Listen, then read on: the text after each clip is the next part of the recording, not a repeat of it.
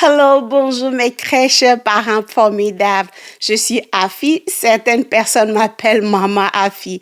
Mes enfants m'appellent Mommy, Mom ou Maman. Je ne sais pas comment tes enfants t'appellent, mais je sais que nous avons une même chance.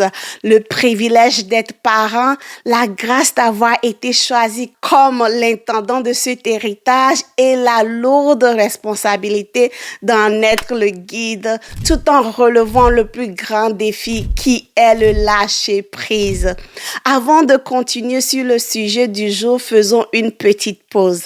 Si tu as aimé les séries des 4 clés pour élever nos enfants selon le cœur de Dieu, j'ai quelque chose pour toi. Un e-book gratuit, oui gratuit, rempli de prières, méditations et exercices pratiques pour approfondir ce sujet. Voici ce que je te propose. Dans la description, tu trouveras un lien avec un formulaire très court. Ça te prend quelques secondes et je pourrais t'envoyer le e-book directement par mail.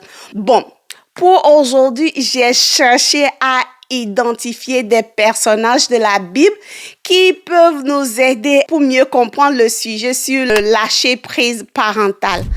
Explorons ensemble 3 figures bibliques qui nous éclairent. Marie, Abraham et Anne. Pour moi, Marie, mère de Jésus, est le plus bel exemple de lâcher prise parental. Marie, jeune femme de Nazareth, reçoit l'annonce de l'ange Gabriel qu'elle sera la mère du Messie. Elle accepte avec foi sans tout comprendre. Plus tard, elle accompagne Jésus dans son ministère, le voir rejeté, souffrir et mourir sur la croix. Et ce qui est pertinent, à chaque étape, Marie fait confiance, même dans la douleur. Et là, elle nous enseigne que lâcher prise, c'est faire confiance au plan de Dieu, même quand il nous dépasse. Es-tu prêt à déposer ton enfant sur l'autel de la foi? Prenons l'exemple de Abraham et Isaac.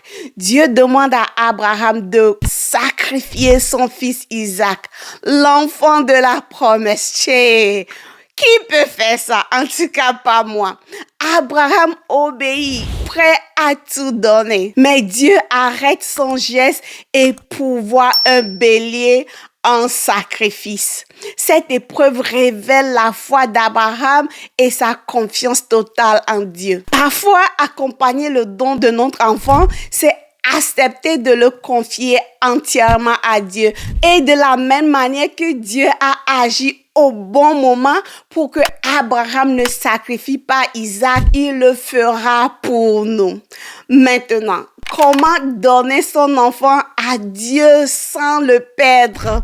Regardons l'histoire de Anne et Samuel. Anne étant stérile, elle prie ardemment plusieurs années pour avoir un enfant et Dieu a enfin agi. Dieu exauce sa prière et elle donne naissance à Samuel. Fidèle à sa promesse, Anne le consacre à Dieu et le confie au prêtre Élie.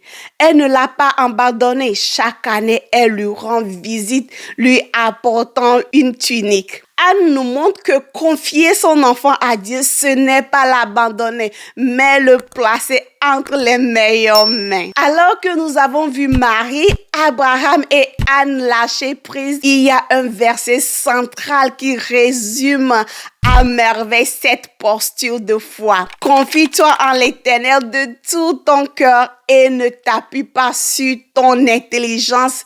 Reconnais-le dans toutes tes voies et il dirigera tes sentiers. Ce passage nous dit, ne nous fions pas à notre compréhension limitée, mais remettons chaque aspect de notre vie et donc le don, la vie, les études de nos enfants entre les mains de Dieu. Marie, en disant qu'il m'advienne selon la parole, fait confiance au-delà de sa raison. Abraham, prêt à offrir Isaac, sa foi au-dessus de toute logique humaine.